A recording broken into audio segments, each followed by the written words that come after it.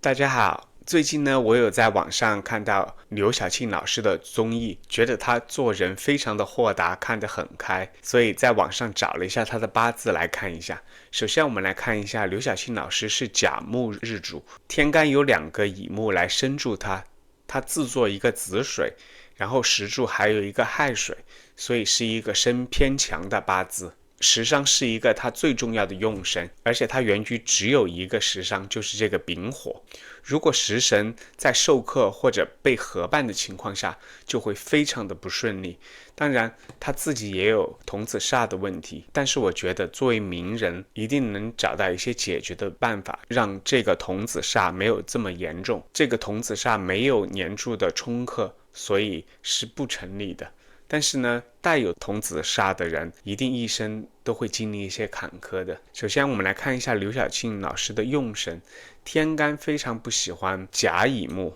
然后壬癸水也不好。首先会生住原局的甲乙木，再者克制住食神，庚金不错，丙丁火不错，戊己土也不错。地支呢，走火走土都不错，金一般。因为土会生金，金会去生这个水，水又会来生甲乙木，所以金不是太好。刘晓庆老师早年的大运走得非常好，所以他才能在很年轻的时候就靠拍电视还有电影一下子就红了。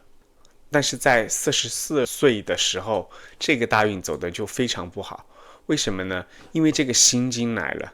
丙辛一合，形成一股水气，而水作为印星是它的忌神，而且这个辛金绊住了这个丙火，它原局唯一的用神。我之前有说过，丙火是它最重要的用神，如果出现了合伴或者是克制的问题，那一定非常的糟糕。所以它在这个大运出现了很大的问题，就是在2002年的时候入狱了。那我们来看看2002年为什么会有这个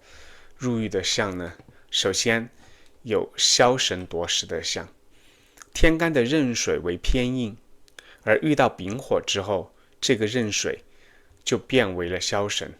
枭神夺食对身强的人来说是最可怕的，而刘晓庆老师原局唯一的用神被这个枭神克制住，所以就非常的难受。而地支呢，卯戌合火，偏财为他的用神，这个也被合伴住，然后还有一个午戌半合，也是非常不好的相。这种大运和流年一起来阻挡自己的用神的时候，一般人来说都会非常非常难受，这就是流年和大运一起搞事情，可以说是非常的不利。而刘晓庆老师没有出现阴阳相隔的事情，已经是非常的万幸了。那我们再来看一看，为什么他在2024年年底和2025年年初的时候突然翻红了呢？因为他这个癸巳大运走得非常好，虽然天干的癸水为正印，对他来说不是很好，但是地支的巳火是非常有用的，因为巳火为这个丙火提供了一个强根，巳火是丙火的禄神，所以他的食神突然就旺了起来。在今年，特别又是乙巳年的情况下，一下就出圈了。而且接下来的2-3年，刘晓庆老师的运势也走得非常好，明年的丙午年对他来说也是非常之好的，之后的丁未年也非常好。因为这个丁火克制住了大运的癸水，让他自身的食伤非常的旺。我觉得接下来的2-3年会是刘晓庆老师的一个事业高峰。像刘晓庆老师这种早年行运好，中年差，晚年再好的八字，其实人生是非常的精彩的。虽然不符合我们对一个好的八字和好的人生的定义，但这种大起大落，一生会过得非常精彩。而且最后会大彻大悟，这也是刘晓庆老师如今有一种看得特别透的感觉。只有经历过大风大浪的人，才能平静地面对人生。今天我分享这个八字的用意呢，也是想跟大家说，自己原局的喜用神是非常重要的。通过对喜用神和大运流年的合化以及刑冲破害，你就能知道接下来的运势如何。当然，正确的分析你是身弱身强也是非常重要的。那今天我们就先讲到这里。